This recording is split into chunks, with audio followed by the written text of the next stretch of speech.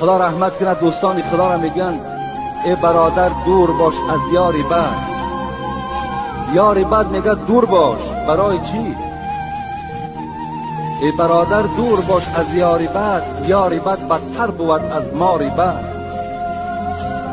ماری بد تنها تو را بر جان زند، یاری بد بر جان و بر ایمان زند. این ماری دنیا خوب است که یک نیشه میزند و تو از دنیا میگذری، لیکن ایمان همراه توست. لیکن یار و رفیقی بد وقتی که در معرکه و شما می نشینید، عرق نوشی میکنید، اگر مبادای خداوند در اون مکان در همون زمان جان شما را قبض کرد، شما ایمان ندارید، بین رفیقی بد همراهیش چی منفعت به شما میبخشد؟